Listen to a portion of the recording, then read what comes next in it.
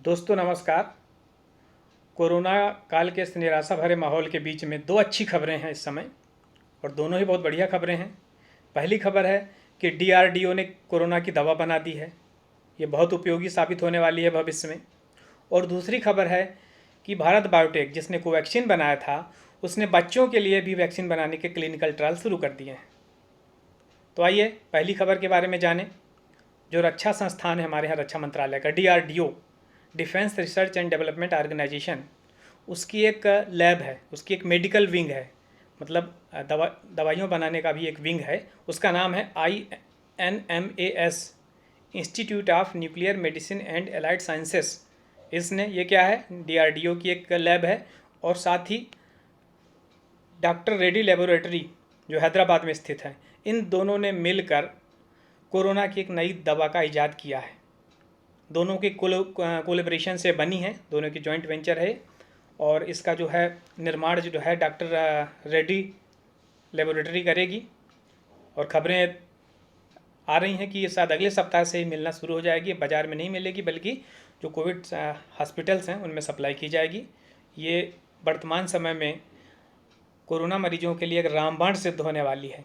तो इसको हम डिटेल में देखें। इसके पहले मैं बताना चाहूँगा कि डीआरडीओ ने इसके निर्माण के लिए 1 साल पहले से प्रयास शुरू किए थे। जैसा कि आप सभी जानते हैं कि पिछले वर्ष मार्च में जब कोरोना शुरू हुआ था, तब 2020 की बात कर रहा हूँ मैं, तो अप्रैल 2020 से इसका निर्माण कार्य शुरू हुआ। इसका निर्माण हुआ। निर्माण के बाद इसके 3 फेजेस में क्लिनिकल ट्रायल हुए, और जो अंतिम तीसरा फेज हुआ है वो अभी पिछले मार्च में, मतलब मार्च 21 में, अभी पिछले महीने इसका तीसरा और अंतिम क्लिनिकल ट्रायल समाप्त हुआ है।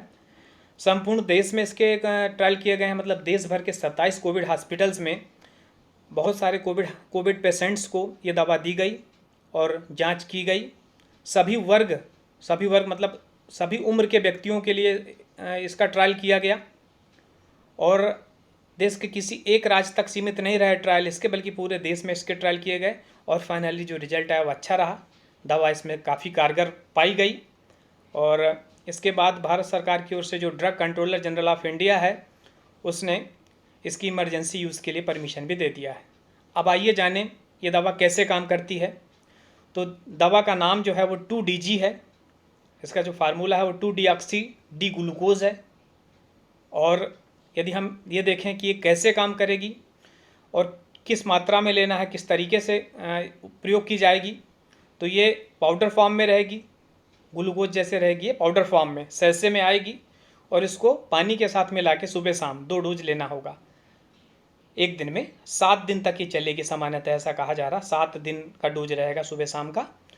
और इसकी खास बात यह है इस दवा की कि जैसे ही आप पानी के साथ इसको लेंगे तो ये हमारी बॉडी में जाएगी अंदर, और जो कोरोना से संक्रमित कोशिकाएं हैं, मतलब कोरोना से अफेक्टेड सेल्स हैं, वहाँ जाके एक्यूमुलेट हो जाएगी। मतलब वो जो संक्रमित सेल हैं वहाँ उसके चारों ओर इकट्ठा हो जाएगी।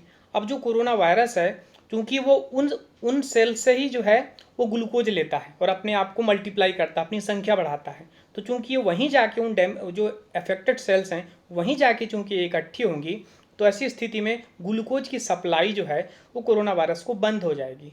ऐसी स्थिति में कोरोना वायरस अपने आप को, अपनी संख्या को बढ़ा नहीं पाएगा, मतलब रेप्लिकेट नहीं कर पाएगा, और वहीं की वहीं वो कंट्रोल हो जाएगा। कहने का तात्पर्य यह है कि जो वायरल सिंथेसिस है, एनर्जी प्रोडक्शन है, वो नहीं हो पाएगा आगे, वहीं का वहीं रुक जाएगा, और इस तरीके से कोरोना जो है कंट्रोल होगा। एक और बात, लंग्स में जो कोरोना का इन्फेक्शन है वहाँ भी जो है कमी आएगी वायरल लोड में, इसलिए ऑक्सीजन की भी आवश्यकता कम पड़ेगी। ये 2 चीज़ें हैं। ये तो हुआ इसका फंक्शन। अब हम देखें जो डीआरडीओ ने जो रिजल्ट्स बताए हैं, कि इस चित्र में आप देख रहे हैं कि जो पहला फिगर है जिसमें रेड कलर की जो है अफेक्टेड सेल्स हैं, डाइंग सेल्स हैं, वो 2DG लेने के पहले हैं। इस दवाई को लेने के बाद जो है देखिए उन सेल की संख्या में कमी आ गई। जो डाइंग सेल हैं वो नहीं दिख रही हैं आपको, बहुत ही कम मात्रा में दिख रही हैं।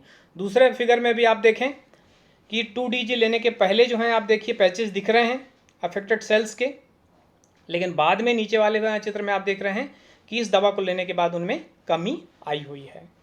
अब हम देखें कि इस दवा को लेने से क्या क्या फ़ायदे मिलेंगे हमको। तो देखिए, एक तो ये संक्रमण तेज़ी से रोकेगी, शरीर में ऑक्सीजन बढ़ाएगी। लेकिन यदि हम इसको अन्य चीज़ों में देखें तो अभी प्रॉब्लम क्या है, हम ये देखें। प्रॉब्लम ये है कि इस समय हॉस्पिटल्स में बेड नहीं है, ऑक्सीजन नहीं है, इंजेक्शंस नहीं है, दवाइयाँ नहीं है प्रॉपर। अब इन तीनों की कमी को ये दवा कैसे रोकेगी, ये समझें हम। चूँकि ये दवा, मैं आपको एक चीज़ और बता दूं कि ट्रायल में पाया गया है कि सामान्य तौर पे स्टैंडर्ड केयर में जहां मरीज जितने समय में ठीक होता है कोरोना में इस समय, उससे 2.5 दिन कम लगेंगे। जब ये दवा दी जा रही है तो 2.5 दिन पहले मरीज ठीक हो जा रहा है, पहली बात। दूसरी बात, चूँकि ये लंग्स में कोरोना वायरस की संख्या में भी कमी कर रही है तो ऑक्सीजन की आवश्यकता कम पड़ रही है, ये दूसरी बात। तो और तीसरी बात, लगभग 3 दिन में ये असर शुरू कर देती है। जैसे ही आप दवा देना शुरू कर रहे हैं, इसके ट्रायल में 3 दिन में देखा गया कि मरीज ठीक होना शुरू हो जाता है। तो ये दवा उम्मीद कर सकते हैं और आशा भी हम कर ही रहे हैं, हम सभी भारतीय, कि बिल्कुल ये अपने मानकों में सही खरे यदि उतरती है तो, क्योंकि मरीज जल्दी ठीक हो रहा है, ऑक्सीजन की उपलब्धता भी जो है, ऑक्सीजन की आवश्यकता भी उससे कम पड़ेगी। तो ऐसी स्थिति में हमारी तीनों समस्याएं हल हो जाएंगी। मतलब जो हॉस्पिटल्स में कतारें हैं मरीजों की, उनकी संख्या में कमी आएगी, साथ ही ऑक्सीजन की आवश्यकता भी कम पड़ेगी, क्योंकि इसको लेने के बाद उसकी आवश्यकता वैसे भी कम हो जाएगी, और साथ ही जल्दी ठीक होने के कारण बेड्स भी जो हैं आसानी से उपलब्ध हो पाएंगे। तो उम्मीद की जानी चाहिए, और सकारात्मक दृष्टिकोण यदि हम रखें, उम्मीद करें, वैसे भी उम्मीद पे दुनिया टिकी है कि दवा रामबाण सिद्ध होगी कोरोना के इलाज के लिए, और हम सभी को इससे शीघ्र मुक्ति मिलेगी। जो एक संशय का वातावरण बना हुआ है, निराशा का वातावरण बना हुआ है, यहाँ तक कि लोगों ने न्यूज़ देखना ही बंद कर दिया है, क्योंकि वो भी एक माहौल में एक अजीब सा बेचैनी उत्पन्न करता है। तो ऐसे समय में जो खबर है, ये ज़रूर हम सभी के लिए रामबाण है। आइए दूसरी खबर पे चर्चा करें। हालांकि ये अभी फाइनल स्टेज पे नहीं है, अभी क्लिनिकल ट्रायल स्टेज पे है, कि बच्चों के लिए जो भारत बायोटेक है उसने कोवैक्सीन जो अभी वैक्सीन बनाया है, बच्चों के लिए भी क्लिनिकल ट्रायल शुरू कर दिए हैं। एक्सपर्ट पैनल की सलाह है उसकी अनुशंसा पर, और उम्मीद है कि 1-2 महीने में बच्चों के लिए भी जो है कोवैक्सीन आने लगेंगे। बच्चों का मतलब 2 साल से लेकर 18 साल तक के लिए अभी बोला गया है, आएगा बच्चों के लिए वैक्सीन। और जैसा कि अभी आप सुन रहे हैं कि कोरोना की 3rd वेव, तीसरी लहर भी आने वाली है, और जो बच्चों को ही ज़्यादा संक्रमित करेगी, तो इससे भी एक घबराहट का माहौल बन रहा है समाज में। तो ये जो यदि वैक्सीन बच्चों के लिए भारत बायोटेक बना लेता है और उस लहर के आने के पहले लग जाते हैं ज़्यादातर बच्चों को, तो इससे भी हमें बहुत बड़ी राहत मिलेगी। उम्मीद है कि ये दोनों खबरें जो हैं वो एक सकारात्मक माहौल बनाने में और साथ ही वास्तव में ये कारगर सिद्ध होंगे दोनों, और शीघ्र ही हम जो है इस कोरोना के बुरे दौर से बाहर निकल पाएंगे। आप सभी स्वस्थ रहें, घर पर ही रहें, इन्हीं उम्मीदों और शुभकामनाओं के साथ।